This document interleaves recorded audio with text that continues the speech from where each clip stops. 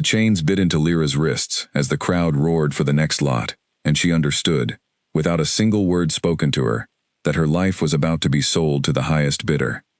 The room was carved from old stone, lit by torches that threw wild shadows across hundreds of faces. Every one of those faces belonged to someone with money, someone with power, someone who saw the trembling Omegas on the platform as nothing more than property to be weighed and priced. Lyra stood in the center of that platform now, barefoot on cold marble, wearing a plain gray dress that had been given to her that morning by handlers who never once looked her in the eye. She could not scream, she could not beg, she could not do anything but stand there, while a man with a gavel described her like she was a piece of furniture. Lot number 14, the auctioneer called out, his voice slick and practiced. A mute Omega, 22 years old, healthy, obedient, and silent as the grave. No pack claims her. No family will come looking. She is yours to keep, to train, to use as you see fit. Lyra felt the words land on her like small stones. She kept her chin level and her eyes forward, the way she had trained herself to do over the past 2 years, ever since the night her old pack alpha had taken her voice from her forever. She had learned that showing fear only made men crueler. She had learned that silence, when it could not be helped, could at least be worn like armor. The bidding began low.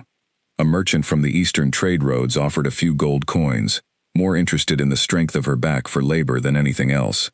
A woman with sharp painted nails raised the price, murmuring something to her companion about how quiet Omegas made the best servants because they never complained. Lyra listened to the numbers climb and felt nothing, because feeling anything in this room was a luxury she could not afford. Then, from the shadows at the back of the hall, a new voice entered the bidding, and the entire room went still. 10,000, the voice said. It was low, calm, and carried an authority that made even the auctioneer pause with his gavel raised halfway in the air. Whispers rippled through the crowd. Lyra could not see the man who had spoken, but she felt the shift in the room, the way a deer feels the change in the wind, before the storm arrives. 10,000 gold pieces was not a price anyone paid for an Omega who could not even speak her own name. It was a price men paid for queens, for prized fighters, for treasures beyond value. The auctioneer cleared his throat, recovering his composure. 10,000 gold from the gentleman in the back. Do I hear more? Silence answered him. No one in that room was foolish enough to challenge a bid that large, not without knowing who had made it and why.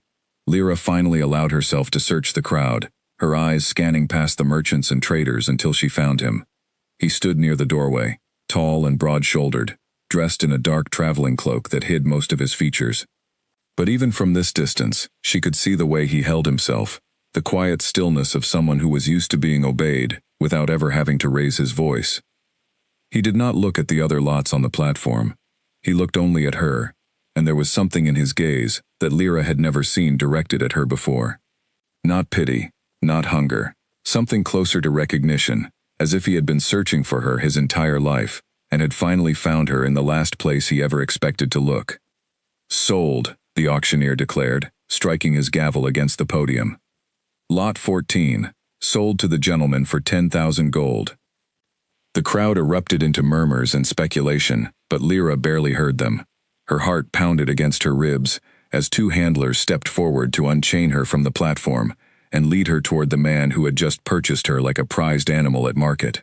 She wanted to run. She wanted to fight, but 2 years of training her body to stay still had left her with nowhere to put that fear except deep inside her chest, where it burned like a coal that refused to go out. The man met her at the edge of the platform. Up close, she could see his face clearly for the first time, sharp features carved from strength and discipline, dark eyes that studied her, with an intensity that made her want to look away, and yet somehow made it impossible to do so. There was a scar along his jaw, thin and old, the kind of mark that came from surviving something most men did not. "You do not need to be afraid of me," he said quietly, his voice meant only for her ears.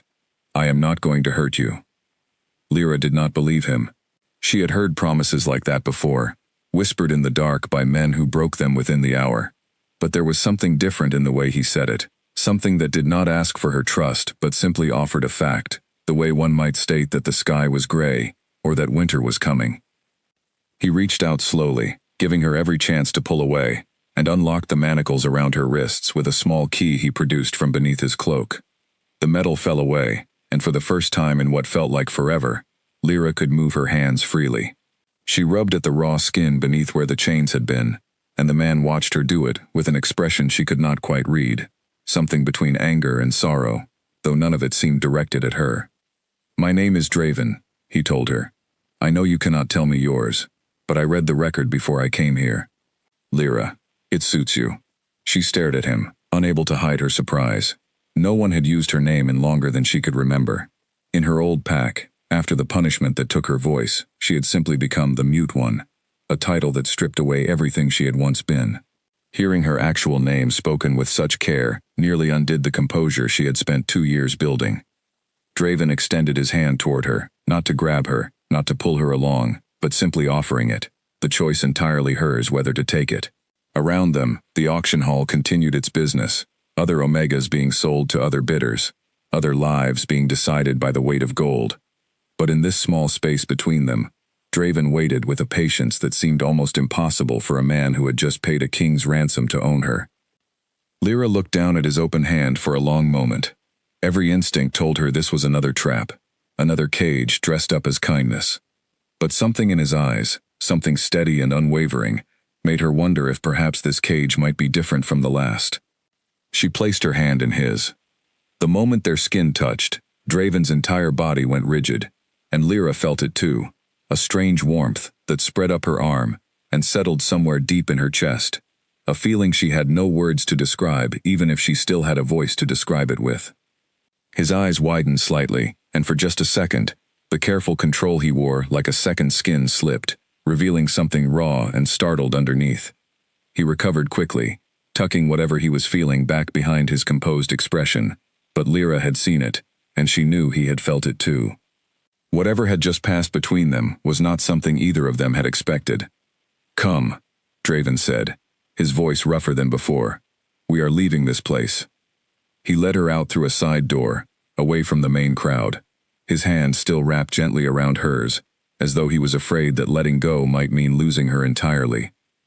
Outside, the night air was cold and sharp, a welcome relief after the stifling heat of the auction hall.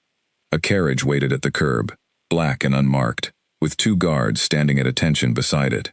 They straightened further when they saw Draven approach, and Lyra noticed the way their eyes widened slightly at the sight of her, though neither of them said a word. Draven helped her into the carriage with the same careful patience he had shown at the auction, making sure she was settled before he climbed in across from her. As the carriage lurched into motion, carrying them away from the auction house and into the winding streets beyond, Lyra finally allowed herself to study him properly. He did not look away from her scrutiny. If anything, he seemed to welcome it, as though he understood that trust was not something that could be demanded but only earned, one honest moment at a time. "I imagine you have questions," he said after a while, watching the passing streets through the small carriage window. "I wish I could give you all the answers tonight, but some things take time to explain properly. What I can tell you is this: you are not going to be a servant in my household. You are not going to be treated as property. Whatever happened to you before this, whatever brought you to that platform tonight, it ends now." Lyra wanted to believe him. She wanted it so badly that it frightened her, because wanting things had only ever led to disappointment in her life. She pressed her lips together and looked down at her hands, still faintly marked from the manacles, and Draven seemed to understand her silence for what it was. "You do not have to trust me yet," he said gently. "I am not asking for that tonight. I am only asking that you let me prove it to you, one day at a time, for as long as it takes." The carriage rolled on through the darkened city, past shuttered shops and quiet homes where ordinary people slept peacefully, unaware that outside their windows, a mute Omega and a mysterious stranger were beginning a journey that neither of them fully understood. Lyra watched the city lights blur past and wondered, not for the first time that night, what kind of man would pay a fortune for a woman who could not even thank him for it. She did not know yet that Draven was no ordinary man. She did not know that he ruled over one of the most powerful kingdoms in the land, that the guards flanking their carriage answered to no one but him, or that the warmth she had felt when their hands touched was something ancient and rare, a bond that only came once in a lifetime, if it came at all. She only knew that for the first time in 2 long years, she did not feel like something being carried away to be used. She felt, strangely and impossibly, like she was being carried toward something entirely new. The carriage began to slow as they approached a massive iron gate, set into a high stone wall that stretched as far as Lyra could see in either direction. Torches lined the top of the wall, and armed guards stood watch at intervals, their postures snapping to attention the moment they recognized the carriage. The gate swung open without a word being exchanged, and the carriage passed through into grounds so vast and so beautifully kept that Lyra pressed her face nearly to the window, unable to hide her astonishment. Gardens stretched out on either side of the long drive, moonlight silvering rows of trees and fountains that trickled quietly in the night. At the end of the drive stood a stronghold unlike anything Lyra had ever seen, towers rising into the dark sky, windows glowing with warm light, the entire structure radiating a kind of quiet power that matched the man sitting across from her. "Welcome to Volcarn," Draven said, watching her reaction with something close to pride. "This is my home. As of tonight, it is yours as well, for as long as you wish it to be." Lyra turned to look at him, her expression a mixture of disbelief and something she could not quite name, something that felt dangerously close to hope. Draven held her gaze steadily, and in that moment, surrounded by the quiet grandeur of a kingdom she had never imagined existed, Lyra allowed herself to wonder if perhaps the worst chapter of her life had finally come to a close. She had no way of knowing that a far greater storm was only just beginning to gather, one that would test everything Draven claimed to offer her, one that would force both of them to face truths about themselves neither was ready to admit. But for tonight, as the carriage came to a gentle stop before the grand doors of the stronghold, Lyra allowed herself a single, fragile breath of something she had not felt in years. Safety. The carriage door opened, and Draven stepped out first, turning to offer his hand once more. This time, Lyra did not hesitate before taking it.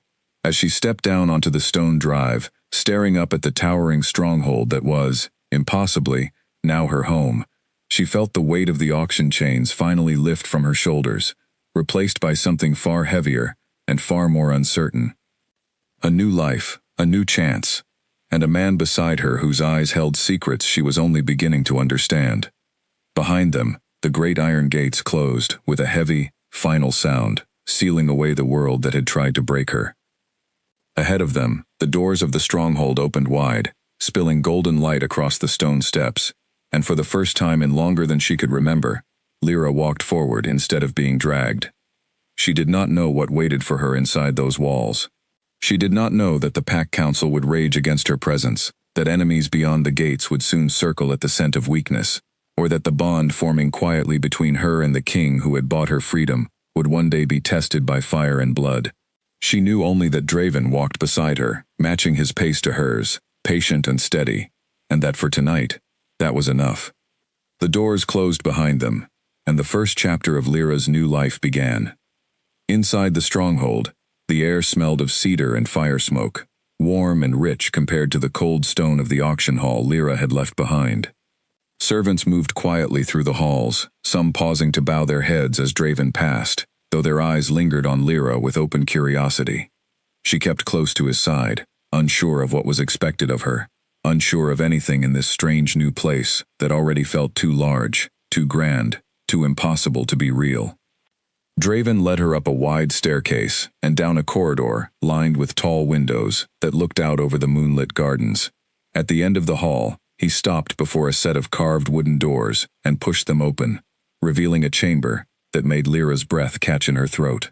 The room was larger than any space she had ever been given to call her own, with a soft bed draped in pale linens, a hearth already crackling with a gentle fire, and a wardrobe standing open to reveal folded dresses in colors she had not worn in years. "This is your room," Draven said. "No one will enter without your permission, not even me." Lyra stepped inside slowly, running her fingers along the edge of the wardrobe, half expecting the whole scene to dissolve like a dream the moment she touched it. It did not. The fabric was real, soft beneath her fingertips, and the fire's warmth was real too, chasing away the chill that had settled into her bones since the moment she had been taken from her old pack. She turned back to Draven, who stood in the doorway, careful not to cross the threshold uninvited. There was something almost boyish in the way he watched her reaction, as though her approval mattered to him more than she could have guessed a king's approval should matter for anyone. A young woman appeared in the hallway behind him, dressed in a simple but well-made uniform, her dark hair pulled back neatly. "This is Mira," Draven said, stepping aside to let her enter. "She will help you settle in and see to anything you need. She is trustworthy. I would not have brought her to you otherwise." Mira offered a warm smile and a small curtsy. "It is an honor," she said, her voice gentle. "If you need anything at all, you only have to signal, and I will understand." Lyra studied her for a moment, searching for any trace of pity or judgment in her expression, but found none. Mira's eyes held only genuine welcome, and for the first time since arriving, Lyra felt a small knot of tension in her shoulders begin to loosen. Draven lingered a moment longer at the door. "I will let you rest. Tomorrow, if you are willing, I would like to show you more of the grounds. There is no obligation, only an offer." He paused, as though weighing whether to say more, then simply added, "Good night, Lyra," before turning and disappearing down the corridor, his footsteps fading into the quiet of the stronghold. Once he was gone, Mira helped Lyra out of the plain gray dress from the auction house and into a soft nightgown, chattering gently about the household as she worked, never once expecting a response, never once making Lyra feel as though her silence was a burden. It was a small kindness, but after 2 years of being treated as broken, it felt enormous. "The kitchens are just below the east wing," Mira explained, folding the auction dress and setting it aside to be discarded. "Cook makes the best morning bread you will ever taste, though don't tell the other staff I said so. The gardens are safe to walk anytime you like, and the library on the second floor has more books than any person could read in 100 lifetimes." She smiled again, brushing a stray curl back from Lyra's face with the casual affection of an older sister. "You are safe here. I know that is hard to believe right now, but you are." Lyra wanted to ask why. She wanted to ask what a king could possibly want with a broken, voiceless Omega who had nothing to offer in return. But the words stayed locked behind the wall her old pack had built inside her throat, and so she simply nodded, grateful and confused in equal measure, and let Mira guide her to the bed. Sleep did not come easily that night. Lyra lay awake long after Mira had gone, staring up at the unfamiliar ceiling, listening to the crackle of the dying fire and the distant sound of wind moving through the garden trees outside her window. Every part of her wanted to trust the warmth of this place, the gentle hands that had helped her, the steady voice that had promised her safety. But 2 years of survival had taught her that trust was a debt that always came due, and she could not shake the fear that somewhere beneath the kindness, a price was waiting to be collected. Elsewhere in the stronghold, in a chamber far grander than the one given to Lyra, Draven stood at his window, looking out over the same moonlit gardens, his hands braced against the stone sill as he tried to steady the storm raging inside him. He had felt it the moment their hands touched in the auction hall, a recognition so powerful it had nearly buckled his knees, a bond older than memory settling into place between them like two halves of something long broken finally rejoined. He had heard stories of true mate bonds since he was a boy, tales told by his grandmother of connections so rare that most alphas lived and died without ever feeling one. He had never expected to feel it himself, and certainly never in a place as ugly and cruel as a blood auction, staring into the frightened eyes of a woman who could not even speak her own name aloud. A knock sounded at his door, sharp and impatient. He knew who it was before he answered. "Enter," he said, and the door opened to reveal Garrick, his second in command and oldest friend, his expression already tight with disapproval. 10,000 gold, Garrick said without preamble, closing the door behind him. "For a mute Omega, with no pack, no name that anyone recognizes, no value to this kingdom whatsoever. The council is already talking. They will ask what happened to their king's judgment." Draven did not turn from the window. "She is my mate, Garrick." The words landed heavy in the quiet room. Garrick fell silent for a long moment, studying his king's rigid shoulders, the careful stillness that Draven wore whenever he was trying to master something enormous inside himself. "You're certain," Garrick said finally, not quite a question. "I have never been more certain of anything in my life." Garrick exhaled slowly, running a hand through his hair. "Then the council will need more than certainty. They will need proof, and even then, some of them will not accept it. An Omega bought at auction, unable to speak for herself, unable to represent this pack at gatherings or councils, unable even to give her formal consent to any bond, in a way the old laws would recognize as valid. He shook his head. You know how they think, Draven. They will call her weak. They will call you compromised. Let them, Draven said, finally turning from the window, his dark eyes hard with a resolve that Garrick had seen only a handful of times in all their years together. I did not choose this bond, Garrick. It chose me the moment I saw her standing on that platform, and I will not turn away from it, because a council of old men fears change more than they value happiness. She has suffered enough at the hands of people who saw her only as something to be used or discarded. I will not become one more name on that list. Garrick studied his friend for a long moment, then nodded slowly, some of the tension easing from his posture. Then I will stand with you, as I always have. But you should prepare yourself, Draven. Not everyone in this stronghold will welcome her so easily. There are those who will see her silence as an opportunity, a weakness they can exploit to challenge everything you're building here. Draven's jaw tightened at the thought, a low growl rumbling in his chest before he mastered it. Then they will learn quickly that touching what is mine comes with a cost. Garrick allowed a small, tired smile, spoken like a king who has already decided his path. He moved toward the door, then paused with his hand on the handle. For what it's worth, Draven, I have known you a long time. I have never seen you look at anyone the way you looked at her tonight. Whatever comes of this, I hope it brings you both something good. He left Draven alone with his thoughts, the fire in the hearth burning low, the moon climbing higher over the gardens where, in a chamber down the hall, a mute Omega finally drifted into an uneasy sleep, dreaming for the first time in years, not of chains, but of gentle hands and steady eyes that had looked at her like she was something worth protecting. Neither of them yet understood how deep the bond between them ran, nor how many trials still lay ahead before that bond could be openly claimed. But as the first light of dawn began to touch the towers of Volcarn, something new had already taken root within those ancient walls, fragile and unspoken, waiting patiently to grow. Morning arrived at Volcarn with a golden light that spilled through Lyra's window and pulled her gently from sleep.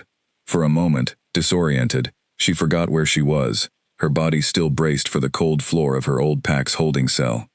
But the softness beneath her, the warmth of the blankets, the smell of cedar smoke still lingering from the night before, reminded her quickly that she had traveled far from that place, both in distance and in something deeper she did not yet have a name for. Mira arrived shortly after with a tray of warm bread, fruit, and tea, setting it on the small table near the window with a cheerful hum. I hope you slept well, she said, pulling back the curtains to let in more light. The king asked me to let you know he would like to walk the gardens with you this morning, if you are willing. He said there is no pressure at all, and if you would rather rest today, he will understand completely. Lyra sat up slowly, considering the offer. Part of her wanted to remain hidden in this room, safe behind its walls, away from the curious and judging eyes of a household she did not yet understand. But another part of her, a part that had been buried under 2 years of fear, felt a small flicker of curiosity about the man who had bought her freedom and asked for nothing in return. She nodded to Mira, and within the hour, dressed in a simple blue gown that fit her far better than anything she had worn in years, Lyra made her way down to the entrance hall where Draven waited. He looked different in the morning light, less like the shadowed figure from the auction house, and more like an ordinary man, though nothing about him could truly be called ordinary. He wore simple clothes, a dark tunic and trousers instead of the formal cloak from the night before, and when he saw her approaching, something in his expression softened in a way that made her chest feel strangely warm. "Good morning," he said, offering a small bow of his head. "I hope Mira has been taking good care of you." Lyra nodded, and to her own surprise, felt the corner of her mouth lift into the ghost of a smile. It was the first time in longer than she could remember that she had felt anything close to that expression, and Draven noticed immediately, his own smile widening in response, as though her small gesture was worth more to him than all the gold he had spent the night before. "Would you walk with me?" he asked, extending his arm. She hesitated only a moment, before slipping her hand through the crook of his elbow, and together, they stepped out into the gardens that Lyra had only glimpsed through the carriage window the night before. In daylight, the grounds were even more beautiful than she had imagined, rows of flowering trees lining stone paths, fountains catching the morning sun in scattered rainbows, birds calling to one another from hidden branches overhead. They walked in silence for a while, Draven matching his pace to hers, careful not to rush her, careful not to fill the quiet with unnecessary words the way so many people did when faced with someone who could not answer back. Lyra found herself grateful for that restraint. So many people over the years had either ignored her completely or spoken to her as though she were a child incapable of understanding, and Draven did neither. He simply walked beside her, present and patient, as though her silence was not something to be fixed or worked around, but simply another part of who she was. Eventually, he spoke. "I have been thinking," he said, glancing at her sideways, "that it might help if I learned to speak with my hands, the way some of the old scholars used to communicate over long distances without sound. I found a book in the library last night that describes such a system. It would take time to learn properly, but I would like to try, if you are willing to teach me."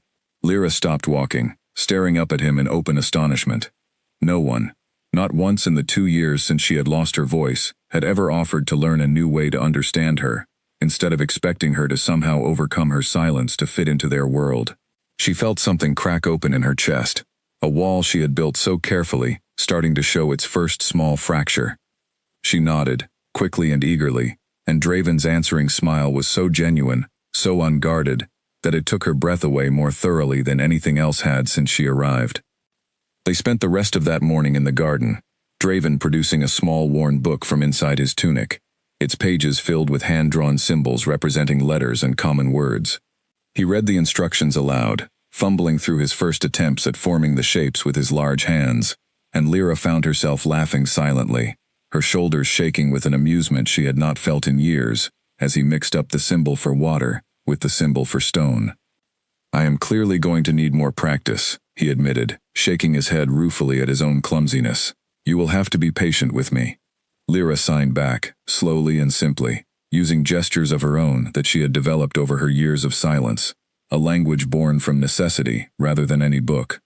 Draven watched intently as she demonstrated the sign she used for her own name, then gestured for him to try, correcting his hand position with gentle touches that sent small sparks of warmth up her arm each time their fingers brushed.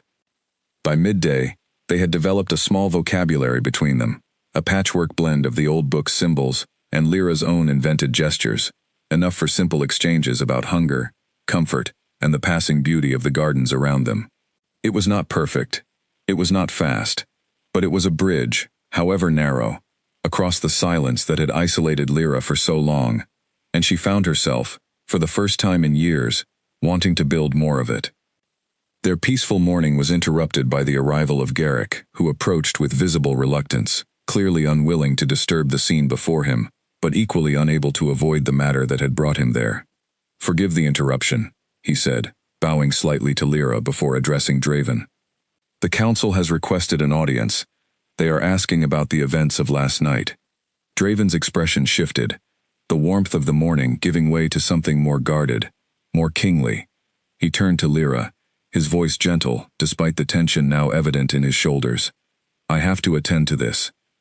Mira will stay with you, and I promise I will return as soon as I am able." Lyra nodded her understanding, though a familiar knot of anxiety had begun tightening in her stomach at the mention of a council, at the reminder that beyond the peaceful bubble of the gardens, there existed a larger world that might not welcome her the way Draven had.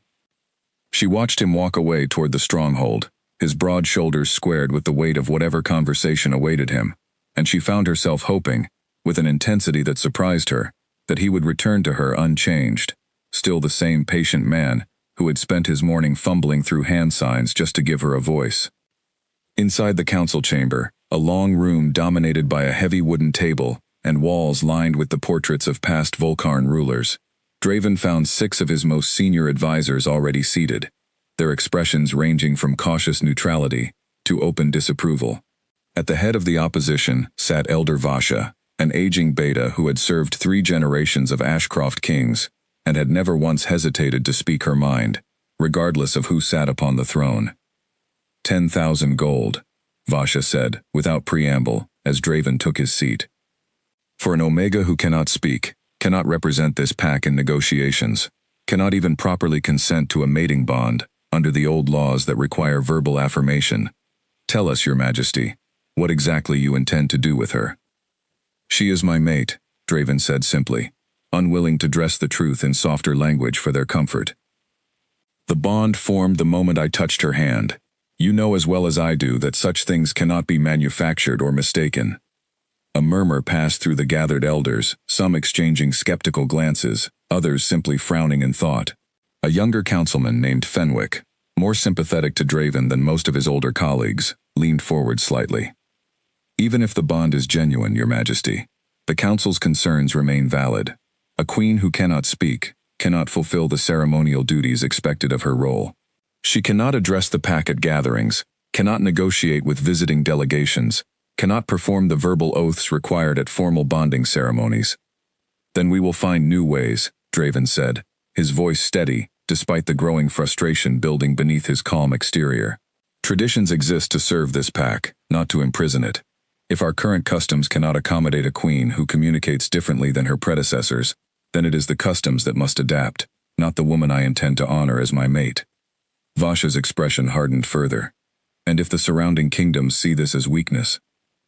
If rival packs interpret your choice as evidence that Volkarn's king has lost his judgment, chasing after wounded strays instead of securing alliances through proper matches? We have enemies watching for exactly this kind of vulnerability, Your Majesty. Kael of the Northern Ridge has made no secret of his ambitions toward this throne." The mention of Kael's name sent a fresh ripple of tension through the chamber. Draven's jaw tightened, old history with the neighboring Alpha rising unbidden to the surface of his thoughts. Let Kael think what he wishes. He will learn quickly enough that underestimating me has never ended well for anyone who has tried it. "With respect," Fenwick said carefully, "confidence is admirable, but Kael is not a fool, and he will not hesitate to use any perceived weakness against you, especially one so easily framed as an unfit queen, with no pack backing her, no political value, nothing to offer beyond whatever emotional bond you claim to share with her." Draven rose slowly from his seat, and though his voice remained level, the authority behind it filled the chamber with an unmistakable weight. "Lyra is not a weakness. She is not a political liability to be managed, or a mistake to be corrected. She has survived cruelty that would have broken lesser people, and she has done so with more strength and dignity than most alphas I have known in my lifetime. I did not choose this bond for convenience, and I will not abandon it for the comfort of this council. If Kael wishes to test my resolve, he is welcome to try, but he will find that I do not yield what is mine so easily." Silence settled over the chamber following his declaration, broken finally by Vasha's tired sigh. "You have always been stubborn, Draven, since you were a boy trailing after your father through these very halls. I will not pretend I approve of this decision, but I have also never known you to act rashly on matters of the heart, and you have certainly never spoken with such conviction about any potential mate before now." She studied him for a long moment, something almost like reluctant respect flickering across her weathered features. "Very well, the council will not formally oppose the bond, though I caution you to prepare for resistance from other quarters, both within these walls and beyond them. Protect her well, Your Majesty, and protect yourself. This kingdom cannot afford to lose its king to matters of pride or love." Draven inclined his head in acknowledgement, relief mixing with the lingering tension of the confrontation. "Thank you, Elder Vasha. I do not take this bond lightly, and I will not allow harm to come to either Lyra or this kingdom because of it." As the council session drew to a close and the elders began filing out of the chamber, Garrick lingered behind, waiting until they were alone before speaking. "That went better than I expected," he admitted. "Vasha rarely concedes anything without a fight, lasting several sessions." "She is worried," Draven said, moving toward the window that overlooked the gardens where he had left Lyra that morning. "As am I, if I am honest. Kael has wanted this throne for years, and he will not need much excuse to act on old ambitions." "Then we prepare," Garrick said simply. "We strengthen our defenses, we watch our borders more closely, and we make certain that anyone who thinks to test Volkarn's resolve understands exactly what they would be facing." Draven nodded, his gaze fixed on the small figure moving through the garden paths below, Lyra, walking slowly beside Mira, her head tilted upward to watch a pair of birds circling overhead. Even from this distance, he could see the careful way she moved, still cautious, still bracing for a threat that might emerge from any direction, and something fierce and protective coiled tight in his chest at the sight. Whatever storms lay ahead, whatever enemies gathered at the edges of his kingdom sensing weakness where there was none, Draven made himself a silent promise as he watched his mate walk peacefully through the gardens below, unaware of the political battle that had just been fought on her behalf. He would not fail her. Not now. Not ever. The rest of the day passed more quietly, though the tension from the council meeting lingered at the edges of Draven's thoughts even as he returned to Lyra that afternoon, determined not to let the weight of politics steal away the fragile peace they had begun building together. He found her in the library, curled into a window seat with one of the ancient books Mira had recommended, sunlight streaming across the pages as she traced the words with careful attention. She looked up when he entered, and the smile that greeted him, small and still somewhat shy but undeniably genuine, chased away the last of his lingering worry. He crossed the room and settled into the seat across from her, and for the remainder of the afternoon, they practiced their small vocabulary of hand signs, laughed silently over his continued clumsiness, and built, one careful gesture at a time, the beginning of a language that belonged only to them. Neither of them spoke of the council meeting, or of the enemies gathering beyond the walls, or of the storm that both of them sensed, in some quiet corner of their instincts, was still gathering somewhere on the horizon. For now, in the golden light of the library, surrounded by books and the soft rustle of turning pages, they allowed themselves simply to exist together, two people slowly learning to trust the strange and unexpected gift that fate had placed between them. Weeks passed at Volcarn, and with each one, the space between Draven and Lyra grew smaller, filled in not with grand gestures, but with small, steady moments that mattered more than either of them could have predicted. Mornings became walks through the garden. Afternoons became lessons in their shared language of hands, growing more fluent with every passing day. Evenings often found them in the library, Draven reading aloud from old histories while Lyra listened, occasionally reaching over to correct his pronunciation of an unfamiliar word, with a teasing shake of her head. It was during one of these quiet evenings, the fire burning low in the library hearth, that Lyra finally found the courage to share something she had kept locked away since the night her voice had been taken from her. She had been staring at the flames for a long while, her hands still in her lap, when Draven noticed the shift in her expression, the way her usual calm had given way to something heavier, something haunted. He set aside the book he had been reading and turned toward her fully, giving her his complete attention without a single word of pressure. Slowly, hesitantly, Lyra began to sign. Her movements were halting at first, as though she were dragging each memory up from some deep, dark well she had sealed shut long ago. Draven watched closely, piecing together her story from the gestures she had taught him, filling in gaps with patient questions when her signs faltered. She told him of her old pack, a modest settlement in the southern hills where she had been born and raised, where her family had held modest standing among the Omega ranks. She told him of Bastion, the pack's alpha heir, who had taken an interest in her when she was barely 17, an interest she had never welcomed, but had been given little choice in refusing. She told him of the arranged mating her family had been pressured into accepting, a match meant to secure favor and resources for her struggling household, regardless of what she herself wanted.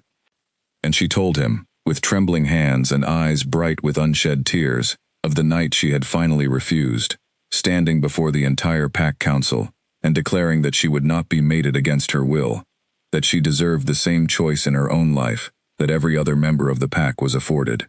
She told him how Bastion, humiliated before his father and the assembled elders, had cornered her later that same night, how his rage had manifested in a violence that left her throat crushed beyond healing, her voice stolen from her, as punishment for daring to claim ownership over her own future.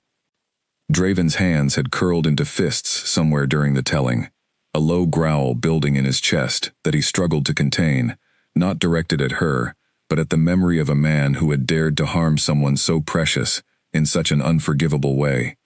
When Lyra finished, her hands falling still in her lap, tears finally spilling over onto her cheeks, Draven moved to kneel before her, gently taking her hands in his own without any hesitation. "I am so sorry that happened to you," he said, his voice rough with barely contained anger, though he kept that anger carefully separate from the gentleness he offered her in this moment. "You did nothing wrong. You claimed the right to choose your own path, and he punished you for a courage that most people never find in their entire lives. That is not a failing in you, Lyra. That is a failing in every single person who allowed it to happen and did nothing to stop it. Lyra searched his eyes, looking for any trace of the pity she had come to dread from others who learned her story, the way people often looked at her afterward as though she had become somehow smaller, somehow more fragile. She found none of that in Draven's expression. What she found instead was fury, controlled and banked but undeniably present, directed entirely outward, entirely toward the man who had hurt her and the pack that had allowed it. She signed a question, slow and careful. What happened to her old pack after she was taken from them? Draven's expression darkened further. They sold you, he said quietly. After the injury, after you could no longer serve the political purpose of an arranged mating, they declared you unfit, a burden rather than an asset, and they sold you to settle debts rather than continue caring for someone they viewed as broken. His grip on her hands tightened slightly, not painfully, but with an intensity that spoke of the restraint he was exercising. I have already begun making inquiries about Bastion and the pack that failed you so completely. I will not act without considering the consequences carefully, but know this, Lyra. What happened to you will not go unanswered, not while I have breath in my body. Lyra felt something complicated stir inside her at his words, a mixture of gratitude and lingering fear, that violence, even in her defense, might somehow spiral into something uncontrollable. She signed slowly, urging caution, urging him to think carefully before taking any action that might endanger himself or his kingdom on her behalf. Draven studied her for a long moment, clearly torn between his protective instincts and his respect for her wishes. Finally he nodded.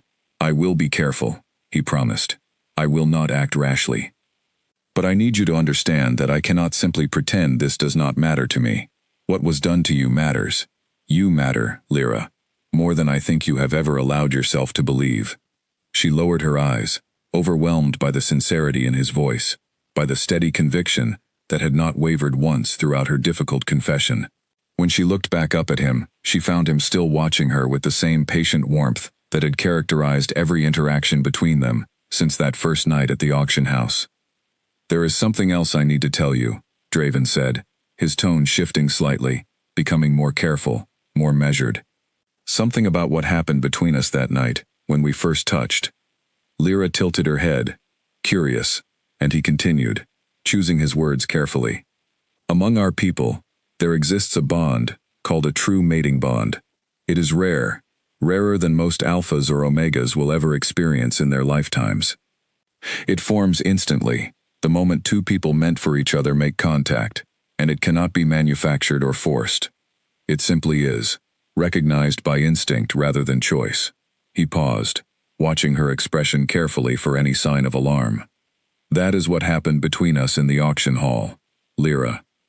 I felt it the moment I took your hand, and I believe, though I cannot know for certain without asking you directly, that you may have felt something similar. Lyra's breath caught, memories of that strange warmth flooding back to her, the way something in her chest had settled into place the moment their skin had touched. She had not known what to call the sensation, had assumed perhaps it was simply relief at being freed from the auction block, but hearing Draven's explanation, something in her recognized the truth of his words immediately. She nodded, slowly, and Draven's shoulders relaxed slightly, some tension she had not noticed until it eased leaving his frame. I want you to know, he continued, that this bond does not obligate you to anything. I know our customs traditionally involve a formal claiming, a mark given and received to seal such a bond permanently, but I will never ask that of you until you are ready to give it freely, with your full understanding and your full consent. Some among my council believe such bonds should be sealed quickly, out of duty or tradition. I do not share that belief. This is yours to decide, in your own time, whenever and however you feel ready. Lyra felt tears threatening again, though these carried a different weight than the ones shed while recounting her past. She reached out and signed, slowly and deliberately, a simple message that took her several attempts to form clearly enough for him to understand. Thank you for waiting. Draven's answering smile was soft, almost fragile in its sincerity. You are worth waiting for, Lyra. However long it takes. They sat together in comfortable silence after that, the fire crackling gently in the hearth, the weight of old wounds and new understandings settling between them like a bridge finally taking shape across a chasm that had once seemed impossible to cross. Outside the library windows, the moon rose high over the gardens of Volcarn, casting silver light across grounds that had, in a few short weeks, begun to feel less like a strange new prison, and more, tentatively, hesitantly, like something Lyra might one day be brave enough to call home.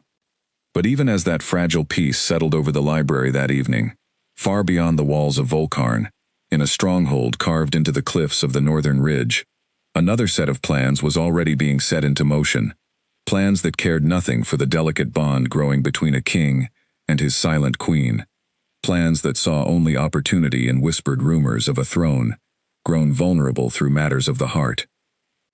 The storm that Draven had sensed gathering on the horizon was drawing closer with each passing day, though neither he nor Lyra yet understood how soon it would arrive, or how thoroughly it would test everything they were only just beginning to build together. Autumn settled over Volcarn, painting the gardens in shades of amber and gold, and with it came a growing pressure that neither Draven nor Lyra could ignore for much longer. What had begun as private council concerns had slowly spread beyond the stronghold walls, whispered in trade halls and border towns, carried by merchants and travelers who found the story of a king's mysterious silent mate too fascinating not to share. Draven had tried to shield Lyra from the worst of the gossip, but even within the walls of her new home, she caught fragments of conversation among the staff, careful glances exchanged when they thought she was not looking, questions about when the formal claiming ceremony might take place, when the kingdom might finally have a proper queen, instead of an unofficial companion whose status remained, in the eyes of tradition, frustratingly undefined. It came to a head one crisp morning when Elder Vasha requested a private audience with Draven, arriving at his study with a formal scroll bearing the council's seal, her expression grave in a way that told him this conversation would not be an easy one. "The council has reached a decision," Vasha said without preamble, setting the scroll on his desk. "We understand your reasons for caution regarding the claiming ceremony, and we have respected your wishes for these past months. But the political situation has grown too precarious to allow this uncertainty to continue indefinitely." Draven set down his pen, giving her his full attention. "Explain." Kael of the Northern Ridge has begun openly courting alliances among the border pacts, framing his overtures around concerns for Volcarn's stability, under what he calls, and I quote his own messenger's words, "an unbonded, and therefore vulnerable throne." Vasha's mouth tightened with distaste at having to repeat the insult. He argues that a king who has claimed a mate but refuses the formal bonding mark is either uncertain of his own choice or unwilling to fully commit to the responsibilities such a bond requires. Either interpretation, in his telling, suggests weakness ripe for challenge. Draven's jaw tightened, old irritation with Kael's political maneuvering rising sharply to the surface. "Kael has wanted an excuse to challenge this throne since before I was old enough to hold it. He will find one regardless of what I do." "Perhaps," Vasha allowed, "but that does not mean we should hand him easier ammunition than necessary. The council is not asking you to force anything upon Lyra that she does not want. We understand and respect the sensitivity of her circumstances.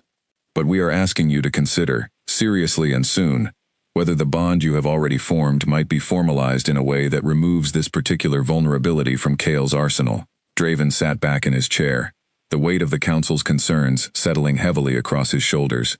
He understood the political reality Vasha described, understood that a kingdom's stability could not be built entirely on private matters of the heart, without consideration for the larger forces constantly testing its borders. But he also remembered, vividly, the promise he had made to Lyra on that first night in the library, that the choice of when and how to formalize their bond would remain entirely hers, free from pressure or obligation. "I will speak with her," he said finally, "but I will not push her toward a decision she is not ready to make, regardless of what Kael or this council believes about the strength of my throne. If Kael wishes to test that strength directly, I welcome the opportunity to remind him exactly why such a test would be unwise." Vasha studied him for a long moment, something like reluctant respect flickering across her weathered features. "Your father would have been proud of your conviction, Draven, even when it frustrates the rest of us considerably." She rose to leave, then paused at the door. "For what it is worth, I have watched you these past months, and I have watched her as well. Whatever doubts I carried when this began have largely faded. She has brought something to this stronghold that I had not realized was missing until I saw it return." I only ask that you protect it carefully, whatever path you choose." After Vasha departed, Draven remained at his desk for a long while, turning the council's concerns over in his mind, weighing the political necessity against the promise he had made, and fully intended to keep. He found Lyra, later that afternoon, in the garden, tending to a small section of flowering plants she had claimed as her own project over the past weeks, her hands stained faintly with soil, her expression peaceful, in a way that made him reluctant to disturb her with the weight of court politics. But he had promised her honesty from the very beginning, and he would not break that promise now, however difficult the conversation might prove. She noticed his approach and straightened, brushing dirt from her hands, her expression shifting to careful attention, as she read the tension still lingering in his posture despite his efforts to appear relaxed. "I need to speak with you about something," he said, settling onto the garden bench beside her. "It concerns the political situation beyond our walls, and I want to be completely honest with you about the pressures we are facing." He explained the council's concerns as clearly as he could, careful to separate the political reality from any personal pressure, making certain she understood that whatever came next remained entirely her choice. He told her about Kale, about the growing rumors, about the vulnerability that an unclaimed bond represented in the eyes of those looking for any excuse to challenge his rule. Lyra listened carefully throughout, her expression thoughtful rather than alarmed, and when he finished, she remained quiet for a long moment, processing everything he had shared. Finally, she signed a question, one that had clearly been building in her mind for some time now, based on the deliberate care with which she formed each gesture. What did the claiming actually involve? Draven considered his answer carefully, wanting to be as truthful as possible, without frightening her away from a choice she deserved to make with full understanding. A bite, given during a moment of full and mutual consent, that seals the bond permanently between two mates. It is meant to be a moment of profound trust, a physical acknowledgement of a connection that already exists between two people's hearts and instincts. It should never be given or taken, without complete willingness from both parties. He watched her absorb this information, her fingers absently tracing patterns in the soil beside her as she considered. "I want you to understand something clearly," he continued. "I do not need this mark to know that you are my mate. I have known that truth since the moment we touched hands in that auction hall. The mark would formalize what already exists, would satisfy tradition and political necessity, but it would not create anything new between us. Whatever you decide, my feelings for you will not change." Lyra looked up at him then, her eyes searching his face for a long moment before she signed her next question, slower this time, more vulnerable. Did he want the mark, separate from any political pressure or council demands? Draven did not hesitate in his answer. "Yes," he said honestly. "I want to claim you fully, to bond with you in every way our traditions allow. But I want that only because you want it too, freely and completely, not because rivals like Kale, or councils like mine, have pressured either of us into rushing something that deserves to be chosen, rather than forced."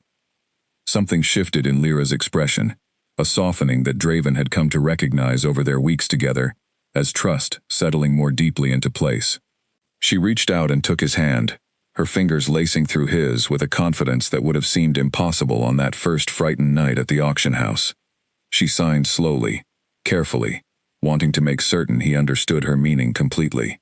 She was not ready yet, not because she doubted her feelings for him, which had grown steadily and surely with each passing week, but because the mark felt like such an enormous step, and she wanted to be certain that when she took it, she was doing so entirely for herself, entirely because it was what she wanted, free from any lingering fear that might still be tangled up with memories of her past.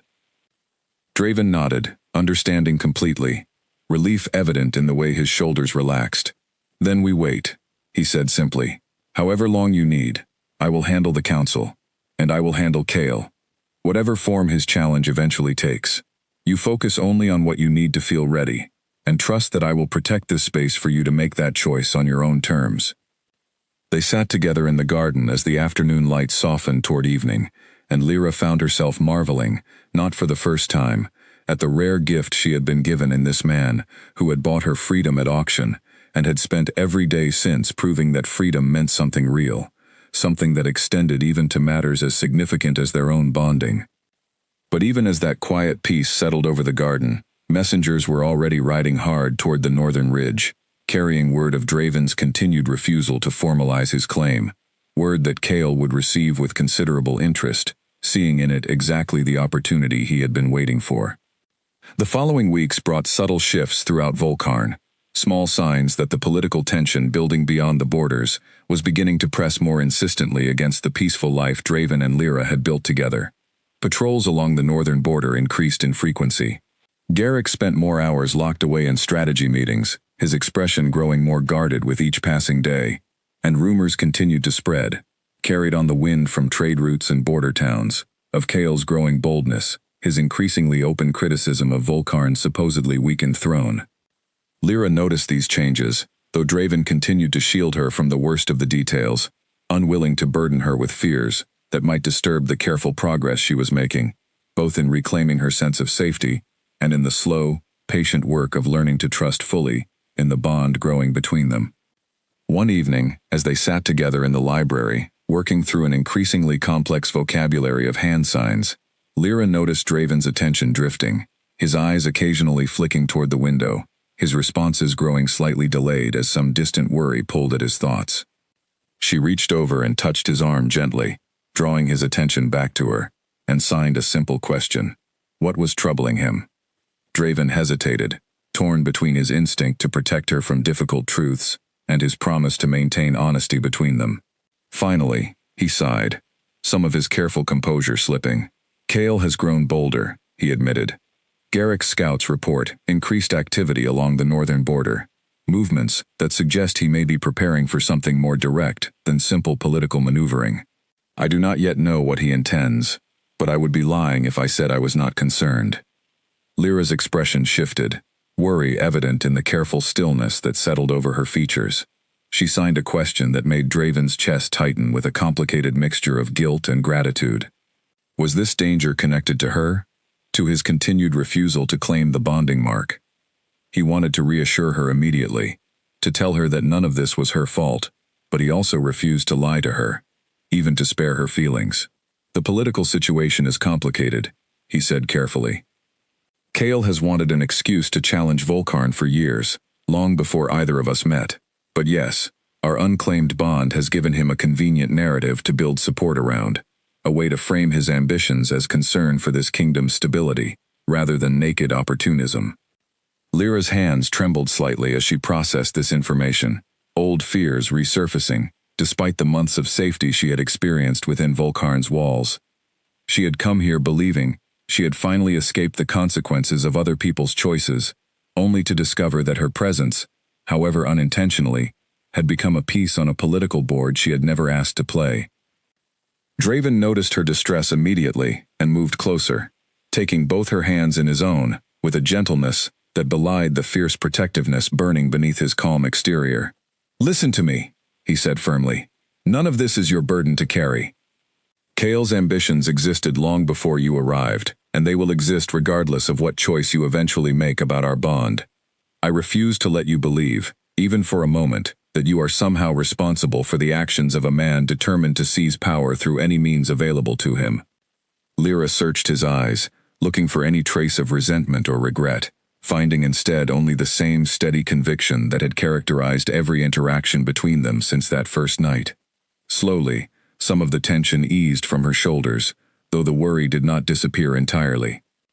She signed a question, careful and deliberate. What would happen if Chaol decided to act on his ambitions directly?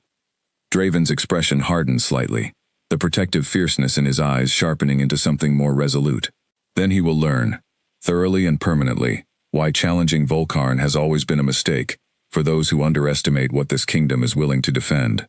He squeezed her hands gently. "I will not let anything happen to you, Lyra. Whatever Chaol intends, whatever challenge he eventually brings to our door, I promise you that you are safe. I would burn down every ambition he has ever held before. I would allow him to touch even a hair on your head." The fierce conviction in his voice, the absolute certainty with which he made that promise, settled something anxious in Lyra's chest, though the underlying tension of the gathering storm remained impossible to fully dismiss. She leaned into him, resting her head against his shoulder, and Draven wrapped his arms around her carefully, holding her close as the fire crackled in the hearth and the shadows of gathering conflict continued their slow, inevitable approach toward the peaceful walls of Volcarn. Neither of them could yet know how soon that conflict would arrive, or how thoroughly it would test the fragile trust and growing love they had built together across these past months. But as they sat together in the quiet of the library, drawing strength from each other's presence, both of them silently prepared themselves, in whatever ways they could, for whatever trials still lay ahead. The formal challenge arrived on a gray morning, carried by a messenger, dressed in the colors of the Northern Ridge, his expression carefully neutral, as he delivered a sealed letter into Garrick's hands at the front gates of Volcarn. Word spread quickly through the stronghold, and by the time Draven had finished reading Cale's carefully worded demand, the entire household seemed to be holding its breath, waiting to see how their king would respond. Cale's letter was a masterwork of political maneuvering, framed not as an outright declaration of war, but as a formal petition to the Greater Council of Pax, arguing that Volcarn's throne had grown unstable under a king who refused to properly claim his mate, who allowed political and diplomatic uncertainty to persist, for the sake of what Cale dismissively termed personal sentiment. He requested a formal challenge, a right afforded under ancient Pack law, to any alpha who believed a ruling king had grown unfit to maintain his position, to be settled through combat, negotiation, or whatever terms the Greater Council deemed appropriate. Draven read the letter twice, his expression darkening with each pass through Cale's carefully chosen words, before setting it down on his desk and looking up at Garrick, who had been watching him with barely concealed tension. "He has finally shown his hand," Draven said, his voice deceptively calm despite the anger simmering beneath the surface. "Convene the council. I want to address this properly, and I want Lyra informed as well. I promised her honesty, and I intend to keep that promise, even when the news is difficult." Finding Lyra proved unnecessary, as she had already sensed the shift in atmosphere throughout the stronghold and made her way to Draven's study, drawn by an instinct she could not quite explain but had learned to trust over their months together. She found him standing at his window, the letter still visible on his desk, and she knew immediately, from the tension in his shoulders, that whatever news had arrived was serious. He turned to her, and rather than softening the truth as he might have been tempted to do in earlier days, he simply handed her the letter, allowing her to read Cale's demands for herself. Her eyes moved across the page, and Draven watched her expression carefully, ready to offer comfort the moment she needed it. When she finished reading, Lyra looked up at him, her expression a complicated mixture of fear and fierce determination that surprised him with its intensity. She signed quickly, her hands moving with an urgency he had rarely seen from her before. She wanted to know what this challenge would actually involve, what dangers it posed to him specifically. Draven took a moment to gather his thoughts before responding. "Formal challenges under the old Pack laws can take several forms," he explained. "Sometimes they are settled through negotiation before the Greater Council, arguments presented and judged by neutral parties from other territories. Sometimes, if the challenging party insists and the reigning king accepts, they are settled through single combat between the two claimants, a fight to submission rather than death, though such fights can still be dangerous." Lyra's hands trembled slightly as she processed this information, old fears about violence and its consequences resurfacing despite months of safety within Volcarn's walls. She signed a question, careful and deliberate. Which option did Cale intend to pursue? "I do not yet know," Draven admitted. His letter requests a formal hearing before the Greater Council first, though knowing Cale's temperament, I suspect he hopes that hearing will ultimately favor combat, an arena where his considerable physical strength gives him what he believes is an advantage. He watched worry deepen further in Lyra's expression and moved closer, taking her hands gently in his own. "I need you to trust me when I say that I am not afraid of Cale, in negotiation or in combat. I have trained for leadership my entire life, and I do not intend to lose this throne, or you, to a man motivated purely by ambition and jealousy." Lyra searched his eyes for a long moment before signing her response, slow and deliberate, each gesture carrying weight beyond the simple words they represented. She told him that she was not doubting his strength or his capability. She was afraid, plainly and honestly, of losing him, of watching someone she had come to love placed in danger because of a bond that others viewed as a political weakness rather than the precious gift it truly was. The word love, signed clearly and without hesitation for what Draven realized was the first time in their months together, sent a jolt of warmth through his chest, despite the gravity of their current situation. He raised a hand to gently cup her face, his thumb brushing softly across her cheekbone. "I love you too," he said quietly, the words feeling both enormous and entirely natural after months of careful, patient devotion. "And that love is exactly why I refuse to let Cale's ambitions threaten what we have built together. Whatever form this challenge takes, I will face it, and I will win, because losing is simply not an option I am willing to consider." Lyra leaned into his touch, drawing strength from his steady conviction, even as fear continued to churn beneath the surface of her composure. They remained together for a long while in his study, the political challenge looming over their future, but neither of them willing to let that shadow steal away the comfort of simply being close to one another in this quiet moment. The Greater Council convened 3 weeks later at a neutral stronghold along the border between territories, a massive structure built specifically for such gatherings, its great hall large enough to accommodate representatives from every major pack in the region. Draven traveled with a substantial escort, Garrick at his side, along with several of his most trusted council members, all of them prepared to defend both his rule and his choice of mate before the assembled judges of the Greater Council. Lyra remained at Volcarn, though not without significant protest on her part, ultimately convinced by Draven's insistence that her safety needed to remain his primary concern during this politically volatile confrontation. She spent the days of his absence pacing the halls of the stronghold, unable to focus on her usual garden work or library reading, her thoughts constantly drifting to the distant council chamber, where Draven's fate, and by extension her own, was being decided by strangers who had never met her, who knew her only through the political framing Cale had constructed around her existence. Mira did her best to keep Lyra's spirits occupied, engaging her in various tasks around the household, but even the kind-hearted maid could not fully dispel the anxious tension that had settled over Volcarn during their king's absence. The staff moved through their duties with visible unease, and the empty halls felt colder, quieter, without Draven's steady presence anchoring the household's sense of security. On the 4th day of the council proceedings, a rider arrived bearing news from Garrick, and Lyra rushed to the front gates, alongside several members of the household staff, desperate for any information about how the hearing had progressed.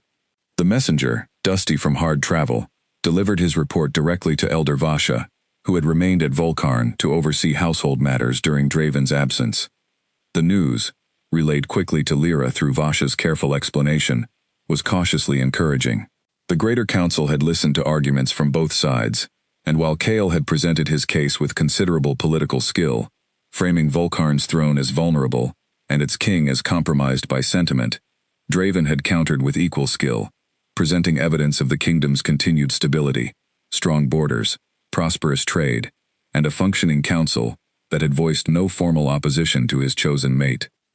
But the council, cautious as such bodies tended to be, had not yet reached a final decision, requesting additional time to deliberate before rendering judgment on whether Cale's challenge held sufficient merit to proceed toward more direct confrontation. Lyra absorbed this news with a complicated mixture of relief and continued anxiety, grateful that Draven had presented his case well, but painfully aware that the matter remained unresolved, that Cale's ambitions had not yet been fully extinguished. She spent the following days in a state of restless waiting, finding little comfort in her usual routines, her thoughts constantly drifting toward the distant council chamber and the man whose safety and happiness had become so thoroughly intertwined with her own. It was during this anxious period of waiting that Lyra discovered something about herself that she had not expected to find. Alone in the garden one afternoon, overwhelmed by worry she could not properly express, even through the careful language of signs she had developed with Draven, she found herself attempting something she had not tried in over 2 years. She opened her mouth, and though no sound emerged beyond a rough, broken exhale of breath, she tried, again and again, to force some fragment of sound past the damaged passages of her throat. The effort left her exhausted and frustrated, tears streaming down her face as her body refused to produce the voice she so desperately wanted to reclaim, if only to somehow send her fears and hopes across the distance, separating her from Draven. Mira found her like this, curled beside the garden fountain, and gently gathered her into a comforting embrace, offering quiet reassurance, without demanding explanation for the obvious distress written across Lyra's features. "He will come back to you," Mira murmured softly. "I have known Draven since he was a boy, and I have never seen him back down from anything he was determined to protect. He will not fail you now." Lyra clung to that reassurance, drawing what comfort she could from Mira's steady presence, and slowly, gradually, the days continued to pass, each one bringing them closer to whatever resolution awaited at the distant council chamber, where the future of Volcarn, and the bond between its king and his silent mate, hung delicately in the balance. Draven returned to Volcarn 12 days after he had left, the council's final decision carried with him rather than sent ahead by messenger, a choice he had made deliberately, so that Lyra would hear the outcome directly from him, rather than through second-hand reports that might distort its true meaning. The moment the gates opened, and Lyra saw his carriage rolling up the drive, she abandoned all pretense of composure, and rushed down the front steps, meeting him before he had even fully descended from the vehicle. He caught her easily as she threw herself into his arms, holding her close with a relief that matched her own, burying his face briefly against her hair, before pulling back just enough to meet her eyes. "I am here," he said softly. "I am safe, and so is our bond." The council ruled in our favor, though not without conditions.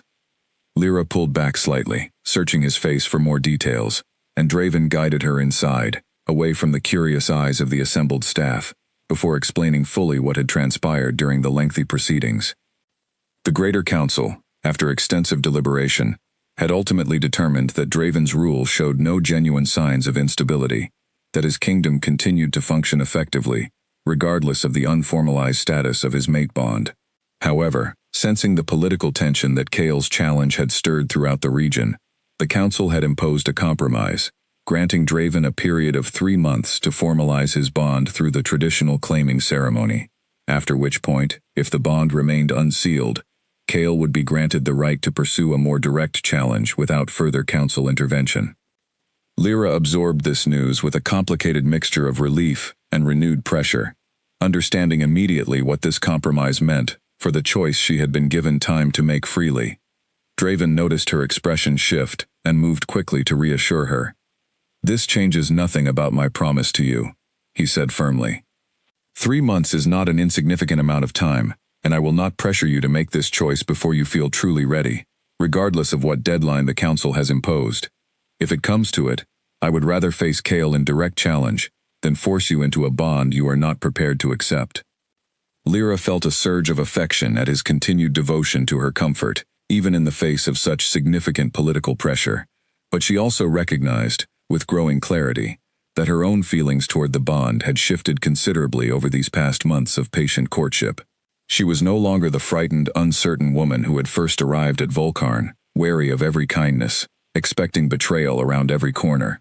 She had grown, alongside Draven, into someone who trusted deeply, who loved fiercely despite her inability to voice that love aloud, who wanted, with increasing certainty, to claim this bond fully and permanently. But before she could find a way to communicate this shifting readiness, their quiet reunion was interrupted by the sound of urgent shouting from the direction of the front gates, followed almost immediately by the piercing wail of the stronghold's warning horn. Draven's entire demeanor shifted instantly from tender relief to sharp, focused alertness, years of training taking over, as he pulled Lyra behind him protectively and moved toward the source of the commotion. Garrick appeared moments later, his expression grim, blood visible on a shallow cut along his forearm. "Northern Ridge forces," Garrick reported urgently. "They breached the eastern perimeter while our attention was focused on the council's return. This was planned, Draven. Kael knew we would be distracted by the celebration of your homecoming." Draven's expression hardened into something cold and lethal, all traces of the warm, patient man Lyra had come to love, replaced by the fierce, capable king who had built and defended this kingdom through years of careful strength. "How many, and where exactly are they positioned?" "A small strike force, perhaps 20 fighters, moving through the eastern gardens toward the main stronghold. Our perimeter guards are engaging them, but we need to move quickly to prevent them from reaching the interior." Draven turned to Lyra, his expression softening only slightly despite the urgency of the situation. "I need you to go with Mira, to the safe chamber beneath the western tower. Garrick knows the way. Please, Lyra, I need to know you are protected while I handle this." Lyra wanted to argue, every instinct screaming against the idea of being separated from him during such danger, but she recognized the wisdom in his request, understood that her presence in the midst of combat would only create additional worry that might compromise his ability to focus fully on the threat at hand. She nodded reluctantly, and Draven pressed a swift, fierce kiss to her forehead before turning to address the gathering guards, already shifting fully into the commanding presence of a king, preparing to defend his territory. Mira appeared quickly, taking Lyra's hand and guiding her through the stronghold's corridors toward the western tower, both of them moving as swiftly as possible, while the sounds of distant combat echoed through the halls, shouts and the clash of weapons growing steadily louder as the fighting drew closer to the main structure. They had nearly reached the safe chamber when disaster struck. A group of Northern Ridge fighters, having broken through the eastern defense line more quickly than anticipated, emerged suddenly into the corridor ahead of them, cutting off their path to safety. Mira gasped and pulled Lyra backward, but 3 more fighters appeared from a side passage behind them, effectively trapping the 2 women between 2 groups of armed intruders. "Well," said the lead fighter, a scarred man with cold eyes, who Lyra recognized with dawning horror as one of Kael's known lieutenants from the political briefings Draven had shared with her. "It seems we have found something valuable after all. Lord Kael will be very interested to learn. We have secured the king's precious mate." Mira stepped protectively in front of Lyra, her expression fierce, despite the obvious danger of her position. "You will not touch her," she declared. Though her voice shook slightly with fear, she was clearly trying to suppress. The lieutenant laughed coldly. "Brave words from a servant girl. Step aside, or we will move you aside ourselves." Lyra's heart hammered against her ribs. Old instincts of paralyzed fear, warring with new instincts developed over months of feeling safe, feeling valued, feeling like a person worth defending, rather than a possession to be discarded. She thought of Draven, fighting somewhere in the gardens beyond these walls, unaware that danger had found its way directly to the person he had sworn to protect above all else.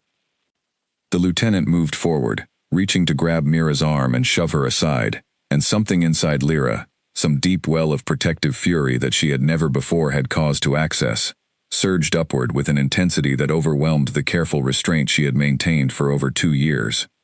She opened her mouth, and though every rational part of her mind expected only silence, expected the same broken, useless exhale that had haunted her every attempt since Bastion's cruelty had stolen her voice, something different happened this time, driven by fear, by fierce protective love, by an instinct more powerful than the physical damage that had silenced her. A sound tore free from her throat. It was not the full voice she had once possessed, rough and broken and barely recognizable as speech, but it was undeniably sound, a sharp cry of warning that echoed down the corridor with startling volume, immediately drawing the attention of Draven's guards, who had been fighting just beyond the nearest turn in the passage. The lieutenant froze in surprise, clearly having been told that his target could not make any sound at all, and that momentary hesitation was all the guards needed to round the corner and engage the intruders, quickly overwhelming them with superior numbers and the fierce motivation of protecting their queen. The fighting was brief but intense, and Lyra watched with wide eyes as the guards subdued Kael's fighters, disarming and restraining them, rather than causing lasting harm, following the strict codes of engagement that Draven had established throughout his years of rule. Mira turned to Lyra in complete astonishment, tears filling her eyes as she processed what had just happened. "You spoke," Mira whispered in wonder. "Lyra, you made a sound, I heard it." Lyra raised trembling hands to her own throat, equally astonished by what had just occurred, the sensation of forcing sound past her damaged vocal cords still echoing strangely through her awareness. She had believed, fully and completely, that this part of herself had been permanently destroyed, and yet somehow, in a moment of desperate fear and fierce protective love, her body had found a way to reclaim what had been taken from her. Draven arrived moments later, having heard reports of the breach in this section of the stronghold, his expression shifting from fierce battle focus to profound relief as he saw Lyra standing safely, surrounded by subdued enemies rather than harm. He crossed the distance between them in several long strides, pulling her into his arms with a desperate urgency that spoke to how close he had come to losing everything that mattered most to him. "Are you hurt?" he asked urgently, pulling back to examine her carefully for any sign of injury. "What happened here?" Mira, still overwhelmed with emotion, answered, before Lyra could attempt to explain through signs. She spoke, Draven. She made a sound, a warning, and it saved us both. I have never heard anything like it. Draven's eyes widened as he turned back to Lyra, searching her face with an expression of stunned disbelief that quickly gave way to overwhelming tenderness. Is this true? Lyra nodded, still trembling slightly from the shock of the entire encounter, and slowly, carefully, testing the strange new sensation, she attempted to speak again. The sound that emerged was rough, barely more than a hoarse whisper, but it was undeniably her voice, reclaimed after 2 long years of forced silence. Draven, she managed, the single word costing her considerable effort, but carrying more meaning than any sign language could have conveyed in that particular moment. Draven's composure, so carefully maintained throughout the danger of the past hour, finally cracked entirely.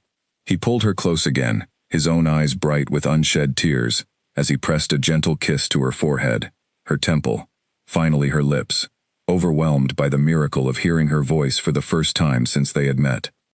I love you, he whispered against her skin. I have loved you since that first night, and hearing your voice now, after everything you have overcome, only makes that love burn brighter than I ever thought possible. Around them, the guards finished securing the captured intruders, and reports began filtering in that the remaining Northern Ridge forces had been successfully repelled from the stronghold grounds, their attempted infiltration ultimately unsuccessful thanks to the swift response of Volkarn's defenses. But in this small corner of the corridor, none of that mattered as much as the miracle unfolding between a king and the mate he had fought so fiercely to protect.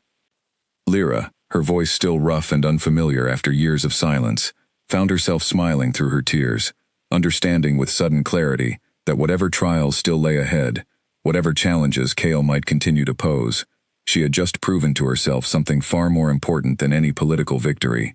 She was not broken. She had never truly been broken. And now, standing in the aftermath of danger successfully overcome, she found herself ready, finally and completely, to claim the future that Draven had been so patiently waiting to build alongside her. In the days that followed the attack, Lyra's voice continued to strengthen, though the process was neither smooth nor entirely predictable. Some mornings she woke, able to speak in nearly complete sentences, her words rough but increasingly clear. Other days, her throat seemed to close up entirely, the old damage reasserting itself, leaving her frustrated and reaching once more for the hand signs that had become second nature over her months at Volkarn. Draven remained patient through every fluctuation, never once showing disappointment when her voice failed her, never once pressuring her to speak before she felt ready. He simply continued adapting alongside her, ready to switch between spoken words and hand signs, depending on what each moment required, and that steady flexibility became, in its own quiet way, another proof of the depth of his devotion. The physician who examined her, an elderly Beta woman named Old Yelene who had served Volkarn for decades, explained that the damage to Lyra's throat had likely never been as complete as the original injury suggested. The body often protects itself in ways we do not fully understand, Yelene said, gently pressing along the sides of Lyra's throat during her examination. Sometimes, when the mind believes something is impossible, the body follows that belief, even when the physical capacity for healing remains. Whatever happened during that attack, the shock and fear of the moment seemed to have broken through whatever mental barrier had kept your voice suppressed these past years.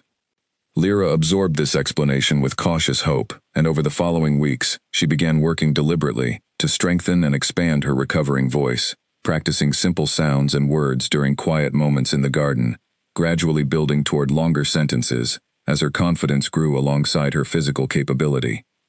Mira proved an enthusiastic supporter of this process, often sitting with Lyra during these practice sessions, celebrating each small improvement with genuine delight. You sound wonderful, she told Lyra one afternoon, after Lyra had managed to string together an entire sentence about the weather, without her voice cracking or failing partway through. Truly, Lyra, it is like watching a flower finally bloom after a very long winter. Draven too made a point of setting aside time each evening for what had become their private ritual, sitting together in the library as they had during those early months, though now their conversations blended spoken words with hand signs in a comfortable mixture that reflected how far they had both grown since that first night at the auction house. He never rushed her, never finished her sentences when her words came slowly, simply waited with the same patient devotion that had characterized every stage of their relationship thus far. It was during one of these evening conversations, several weeks after the attack, that Lyra finally found the courage to voice something she had been considering carefully in the quiet spaces of her own thoughts. "Draven," she said, her voice still carrying a rough quality but growing steadier with each week of practice, "I want to talk about the claiming ceremony." He set aside the book he had been reading, giving her his full attention immediately, careful not to assume anything about what she might be about to say. "I am listening," he said simply. Lyra took a moment to gather her thoughts, wanting to express herself as clearly as possible, given the significance of what she was about to share. "When I first arrived here," she began, "I was so afraid of everything, of you, of this place, of what might be expected of me. I did not trust that kindness could exist without a hidden price attached to it. But these past months have shown me something I did not believe I would ever experience again after what happened with Bastian." Her voice wavered slightly on his name, old pain still present but no longer overwhelming. "You have never once made me feel like property, or like a burden, or like anything less than a person whose choices matter. You waited for me, through everything, even when the council pressured you, even when Kale threatened your throne." She reached out and took his hands in hers, her grip steady despite the emotional weight of what she was about to say. "I am ready, Draven.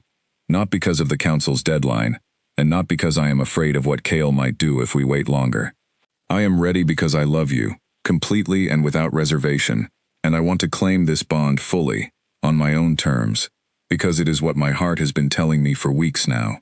Draven's breath caught, and for a moment, he simply stared at her, searching her expression for any trace of hesitation or lingering doubt.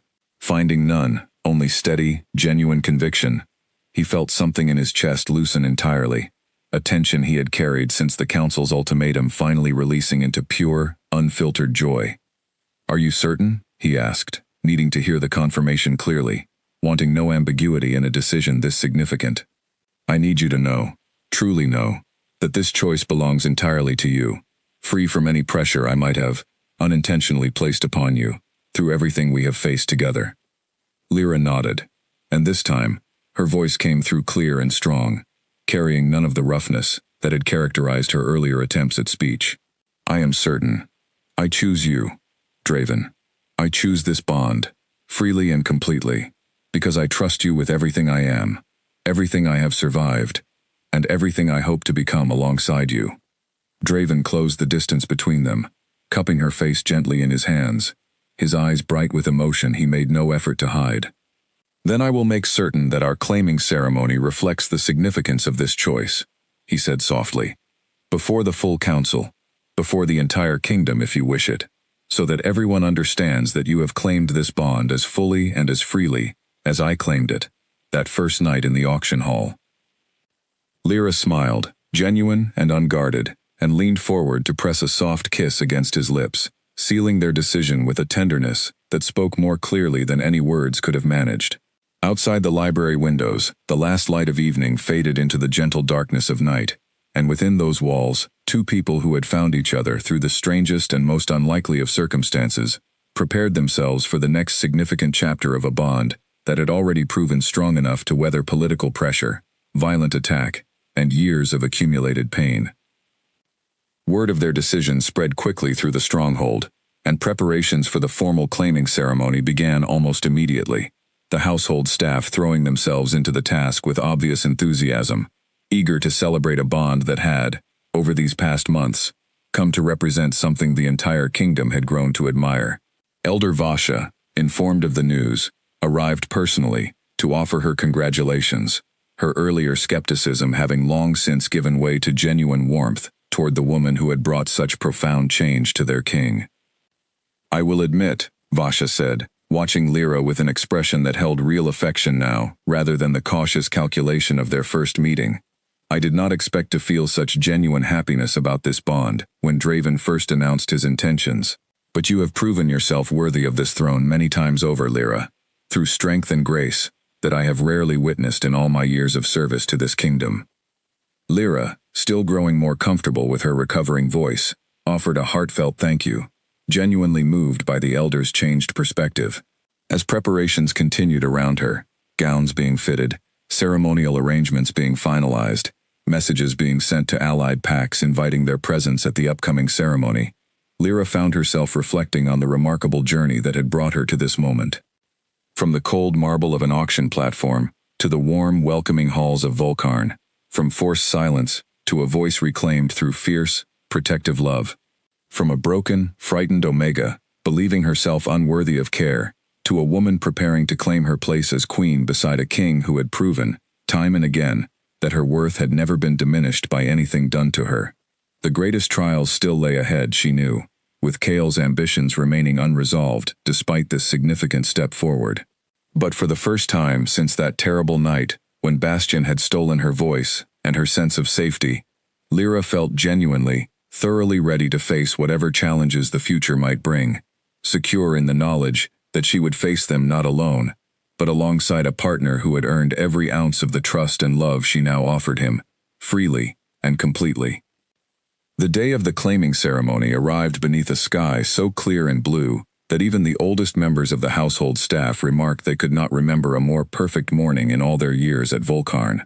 The great hall had been transformed overnight, garlands of autumn flowers woven through the stone pillars, long tables set with the finest linens the kingdom possessed, and at the center of it all, a raised platform, where the ceremony itself would take place, before the assembled crowd of pack members, allied representatives, and curious onlookers, who had traveled considerable distances to witness this unprecedented event. Lyra stood in her chamber, dressed in a gown of deep midnight blue that Mira had commissioned specifically for this occasion, the fabric shimmering faintly as it caught the morning light streaming through her window. Silver embroidery traced delicate patterns along the bodice and sleeves, and her dark hair had been arranged in an elegant style that left her neck exposed, ready to receive the mark that would seal her bond with Draven before the entire assembled kingdom. "You look breathtaking," Mira said, adjusting a final loose strand of hair with careful fingers, her eyes bright with unshed tears of joy. "I remember the frightened woman who arrived here all those months ago, and I hardly recognize her in the confident queen standing before me now." Lyra met Mira's eyes in the mirror, her own expression calm, despite the significance of the day ahead. "I could not have become this woman without your kindness, and Draven's patience, and this entire household's willingness to see me as more than my silence." She reached out and squeezed Mira's hand gratefully. "Thank you. For everything. From that very first night." A soft knock interrupted their moment, and Elder Vasha entered, her weathered face creased with a warm smile that would have seemed impossible during their first tense encounter months earlier. "It is time," she said gently. "Draven is waiting, and the entire hall is eager to witness this ceremony." Lyra took a steadying breath, gathering her composure, as Mira arranged the final folds of her gown, and then, with Vasha leading the way, made her way toward the great hall where her future awaited. The moment she entered, a hush fell over the assembled crowd, hundreds of eyes turning toward her as she walked the long path between the tables, toward the platform where Draven stood waiting, dressed in formal robes of deep crimson and gold that marked his position as king. His expression, upon seeing her, shifted through several emotions in rapid succession: awe, tenderness, and finally settling into a warm, steady love that seemed to reach across the entire distance of the hall to wrap around her like a physical embrace. She climbed the steps to join him on the platform, and he took her hands in his thumbs tracing gentle circles against her knuckles as he waited for the appointed moment to begin the ceremony. Garrick, standing nearby in his role as witness and second, cleared his throat and addressed the assembled crowd, his voice carrying clearly through the great hall. "We gather today to witness the formal claiming of a bond recognized by fate itself," Garrick announced, "between Draven Ashcroft, King of Volcarn, and Lyra, his true mate, chosen not through arrangement or obligation, but through a connection older and stronger than any tradition our people have known." The ceremony proceeded through its traditional stages, formal vows exchanged, promises of protection and partnership spoken aloud before the assembled witnesses. When it came time for Lyra to speak her own vows, her voice, though still occasionally rough around certain sounds, carried clearly through the silent hall, every word deliberate and heartfelt. "I stand before you today," she said, her gaze fixed steadily on Draven's face, not as the frightened, silent woman who was carried through these gates months ago, but as someone who has found, in this place and in this man, a home I never believed I would be permitted to have. Draven has never once asked me to be anything other than exactly who I am. He waited, through political pressure and violent attack, for me to choose this bond freely, and I choose it now, completely and without reservation. I claim him as my mate, my king, and my partner in every sense that matters. A murmur of approval swept through the crowd, and Draven's eyes shone with barely contained emotion as he responded with his own vow, his voice steady, despite the depth of feeling evident beneath his words. I claim Lyra, not because tradition demands it, or because political necessity requires it, but because, from the very first moment I saw her, something in me recognized what my heart had been searching for, without ever knowing its shape. She has shown more strength, more grace, and more courage than anyone I have known in all my years of leadership, and I will spend every day of our bond ensuring she understands the full measure of her worth. The moment arrived for the formal mark, and Lyra tilted her head, offering the curve of her neck with complete trust and readiness. Draven leaned close, murmuring words meant only for her ears, a final gentle confirmation of her willingness, before he completed the ancient ritual. She nodded, her expression steady and sure, and he pressed a careful, deliberate mark against her skin, sealing the bond that had already existed between their hearts for months, now formalized before the eyes of their entire kingdom. A visible shimmer of energy passed between them at the moment the mark was completed, ancient magic recognizing and responding to the true bond being sealed, a soft golden light briefly illuminating the space around them, before settling into a warm glow that seemed to emanate from Lyra herself. Gasps of astonishment rippled through the crowd as several of the older pack members, those with the most extensive knowledge of ancient traditions, recognized the significance of what they were witnessing. A queen bond, Elder Vasha whispered, her voice filled with wonder as she watched the fading light settle around Lyra. I have only read of such things in the oldest texts. This is no ordinary mating mark. This is recognition from the old magic itself, elevating her status beyond simple mate to true queen consort, bonded through equal power rather than mere hierarchy. The crowd erupted into cheers and applause, the formal ceremony giving way to genuine celebration as pack members and allied representatives alike recognized that they had just witnessed something remarkable, a bond so pure and true that ancient magic itself had responded with rare and powerful blessing. Draven pulled Lyra into his arms, both of them laughing, with joyful disbelief at the unexpected magical response their bond had triggered, and around them, the great hall of Volcarn erupted into celebration that would continue long into the night. As the festivities continued around them, feasting and music filling the hall with warmth and joy, Draven found a quiet moment to pull Lyra aside, away from the crowds, to a small balcony overlooking the gardens where their relationship had first begun to bloom months earlier. Queen consort, he said softly, watching her with open admiration. I confess, I did not expect our bond to manifest such rare magic, though I suppose I should not be surprised. You have always been extraordinary, Lyra, in ways that go far beyond anything ancient traditions could properly measure. Lyra smiled, leaning into his embrace as they looked out over the moonlit gardens together. I never imagined this kind of happiness could exist for me, she admitted, her voice soft but steady. Not after everything that happened before, not after believing myself broken beyond repair. But you showed me, patiently and consistently, that I was never broken at all, just waiting for someone who could see my true worth. Draven pressed a tender kiss against her temple, holding her close as the sounds of celebration continued to drift out from the great hall behind them. Whatever challenges still await us, he said quietly, including whatever response Kale might mount to this new development, I face them now with complete confidence, knowing that our bond has proven strong enough to withstand anything that might come against it. Lyra nodded, feeling the truth of his words settle deep within her chest. The path ahead remained uncertain, with Kale's ambitions still unresolved, and the political tensions of their world far from fully settled.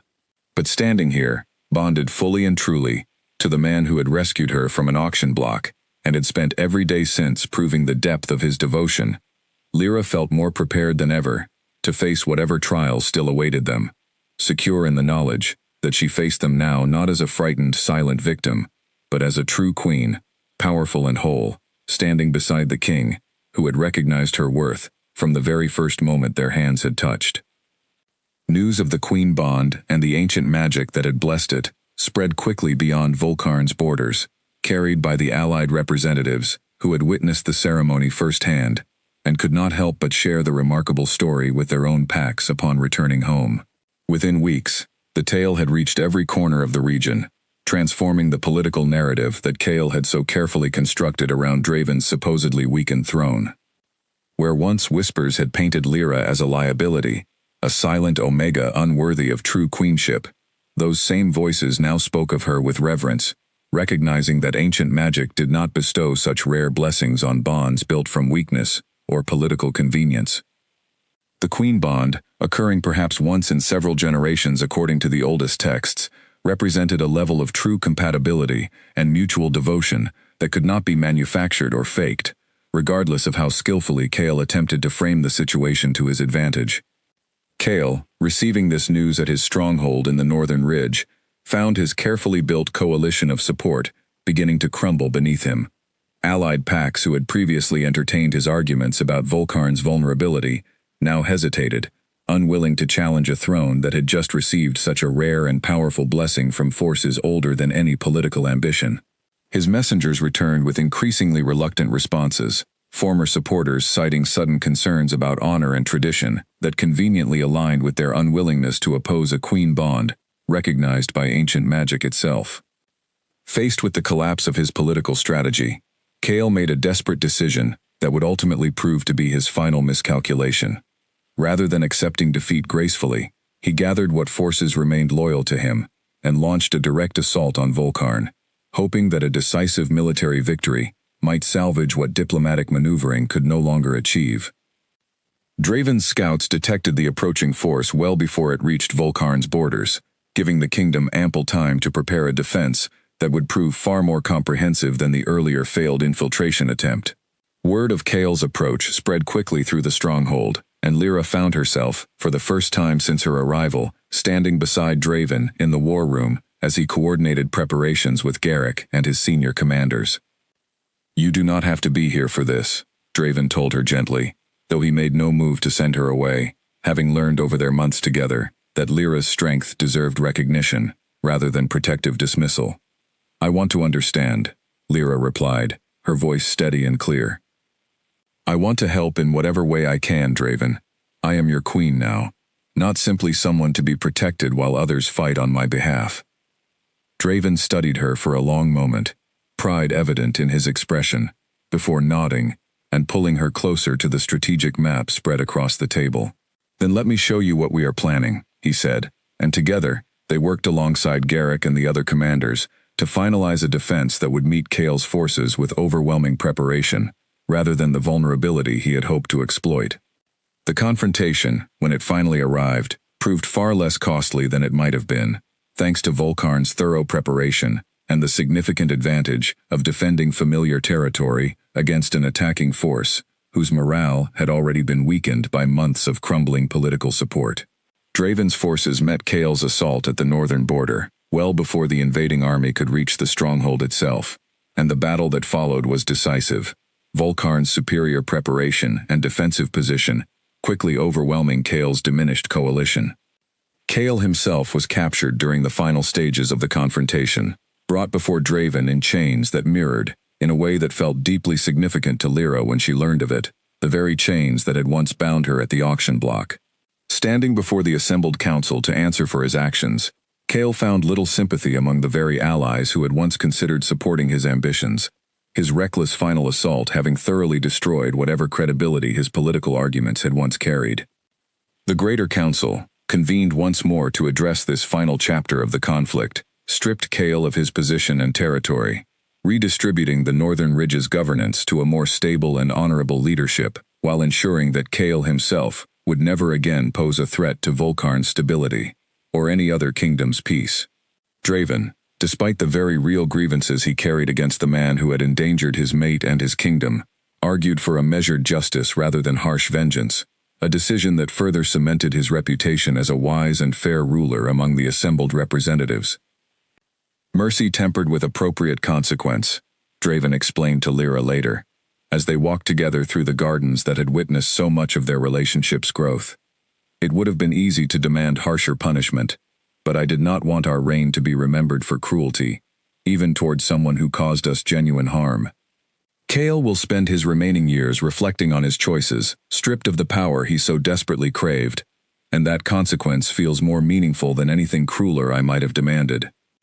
Lyra nodded her agreement, appreciating once again the depth of character that had drawn her to Draven from those very first difficult days of their bond. "You have always shown me that strength and mercy can exist together," she said. "That lesson has meant more to me than you probably realize, given everything I experienced before I found my way to you." With Chaol's threat finally and permanently resolved, peace settled over Volcarn in a way that allowed Draven and Lyra to fully embrace the future they had fought so hard to secure together. The kingdom flourished under their combined leadership, Lyra's voice, fully recovered now, becoming a powerful tool for advocacy as she established programs to support other Omegas who had suffered similar trauma to what she herself had endured, ensuring that Volcarn became known throughout the region as a place of genuine sanctuary, rather than simply another kingdom governed by traditional hierarchy. The blood auction network that had once sold Lyra like property became a particular focus of her efforts, and with Draven's full support and considerable resources, they worked together to dismantle the cruel trade entirely, freeing dozens of other Omegas who had suffered similar fates, and providing them with the same opportunity for healing and new beginnings that Lyra herself had been given. Years later, when historians and storytellers spoke of the reign of King Draven and Queen Lyra of Volcarn, they spoke not of a king who had purchased a broken, silent Omega out of pity or convenience, but of a true and rare bond, recognized by ancient magic itself, between two people who had found in each other exactly what their hearts had always been searching for. They spoke of a queen who had reclaimed her voice not through simple physical healing, but through the fierce, unwavering love that had given her the courage to fight for those she cherished. And they spoke of a kingdom that had grown stronger, kinder, and more just because its rulers understood, in the deepest sense possible, that true worth was never measured by the ability to speak, but by the strength and grace with which one chose to live. In the quiet moments between the demands of ruling a prosperous kingdom, Draven and Lyra often returned to that same garden where their story had truly begun, where a king had first fumbled through an unfamiliar language of hand signs, just to give a voice to the woman who would become his true queen. And there, surrounded by the flowers Lyra had tended since her earliest days at Volcarn, they would sit together in comfortable silence or gentle conversation, grateful beyond words for the unlikely journey that had brought them from a cold auction block to a lifetime of partnership, love, and hard-won peace. The auction chains that had once bound Lyra's wrists had long since been discarded, replaced by a bond forged through patience, respect, and choice freely given. And in the end, that was the truest measure of their story.